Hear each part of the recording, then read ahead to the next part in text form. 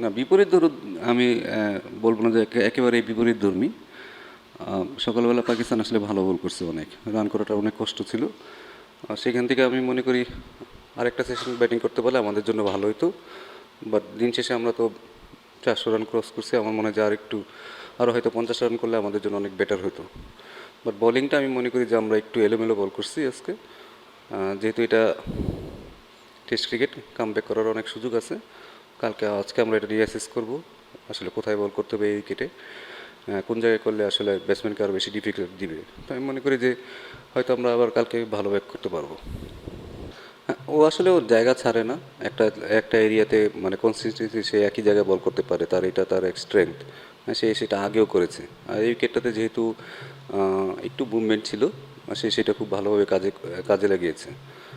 কালকে আমরা খুব ভালোভাবে হ্যান্ডেল করছিলাম। আমার মনে হয় যে কালকে খুবই ভালোভাবে হ্যান্ডেল করছে। আজকে হয়তো ব্যাটসম্যান আমাদের খুব বেশি ছিল না, হয়তো দুইটা ব্যাটসম্যান ছিল। তো এই কারণে হয়তো যদি লিটন এবং মুশফিক যদি আরেকটু লম্বা খেলতে পারতো তাহলে আসলে আমার মনে হয় না যে খুব বেশি মানে আরও কিছু ছিল।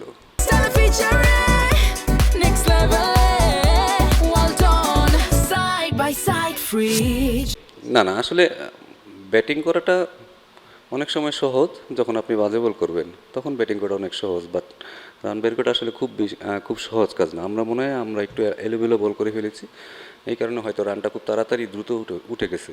বাট আমরা যদি হয়তো ভালো চ্যানেলে বল করতাম তাহলে হয়তো এত রান হতো না। না আসলে টিম তো আসলে টিমের স্ট্রেংথ বুঝে আসলে আমাদের জিতে হয়। অনেক সময় আপনি লাকি থাকবেন, অনেক সময় লাকি থাকবেন না। কারোর জন্য তো আসলে কাউকে সুযোগ করে দেওয়াচ্ছে আমার কাছে মনে হয় যে সে সেটা আর্ন করে কিনা সেটাও বেটার। এবং টিমের আসলে আমাদের টিমটা আসলে আমরা অনেক সময় পারি না করতে, অনেক কিছু কারণে। অনেক কারণ আমাদের টিমের ব্যালেন্সটাও দেখতে হয়। আনলাকি বলবো না, সে হয়তো আবার যখন আসবে তখন হয়তো সে ভালো ভালো করবে। বাট সে তার চেষ্টা করতেছে, যখন সুযোগ আসবে সে তখন খেলবে। হুম, আমাদের কিছু এরিয়াতে আসলে ইমপ্রুভমেন্ট অনেক দরকার। সেটা মানে স্পেশালি স্লিপ ক্যাচিং, কারণ এটা স্পেশালাইজেশন জায়গা। এই জায়গাটা আসলে আরেকটু কীভাবে উন্নতি করা যায় সেটা নিয়ে আমরা আসলে কথা বলবো।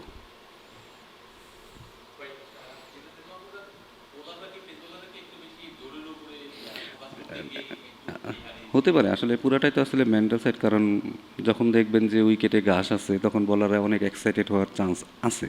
তা আমার মনে হয় যে ওইখানে আমরা ভুলটা করেছি।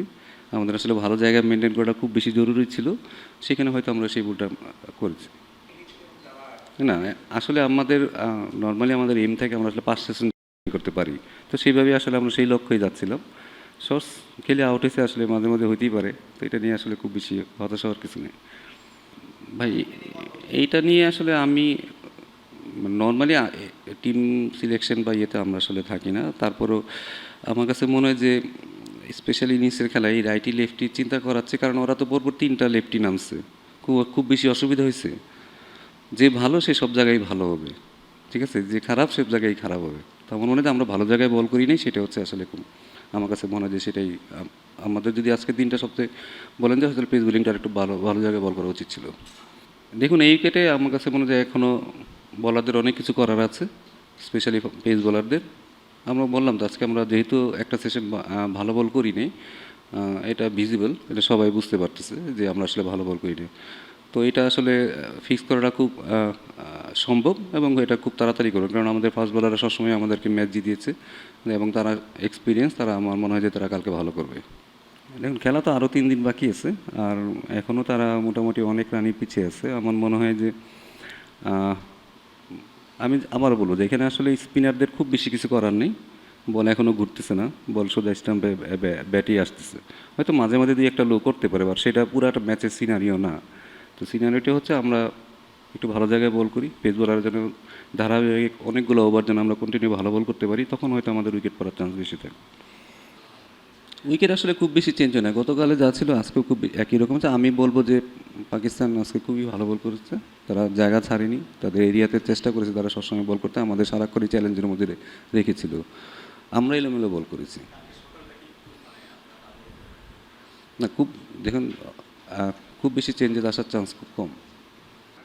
না, টিম সিলেকশনে আমরা থাকি না, ঠিক আছে। টিম সিলেকশনে আমরা যখন থাকি না, সেই তো আমাদের আসলে বলার কিছু নাই এখানে।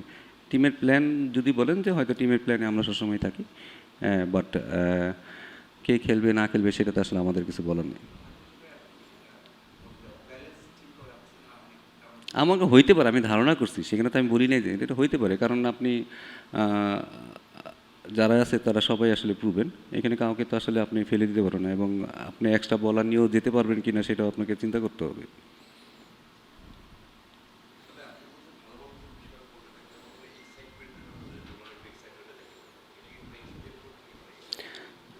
দেখুন একটা মানসিকভাবে আপনি যে কোনো ফাস্ট বোলারই যখন উইকেটে দেখবে যে ঘাস আছে, তারা এক এক্সাইটমেন্ট আসতেই পারে, কারণ যেহেতু বলে মুভমেন্ট আছে, বল জোরে যাচ্ছে, তখন যে কোনো বলারই হয়তো এক্সপেক্ট চিন্তা করে যে হয়তো আমি পেস দিয়ে তাকে বিট করে ফেলবো।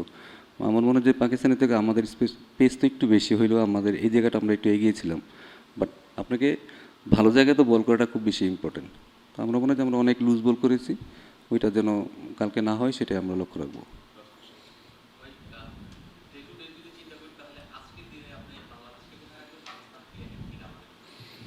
আমি বলবো যে পাকিস্তান আজকে খুবই ভালো বল করছে, এখান দিয়ে তারা আমাদের আজকে সারাক্ষণই আমাদের চ্যালেঞ্জের মধ্যে রেখেছিল, সেখানে তারা অনেক বেটার করেছে, তারা ম্যাচে তাড়াতাড়ি ফিরে আসছে। ব্যাটিংটাও তারা বলবো যেহেতু তাদের দুইটা নতুন ব্যাটসম্যান ডেবুটেন্ট ছিল, তারা খুবই ভালো ব্যাটিং করেছে, সিচুয়েশন অনুযায়ী ভালো ব্যাটিং করেছে। আমি বলবো যে সোফার তারা আজকে আমাদের চেয়ে বেটার ক্রিকেট খেলেছে।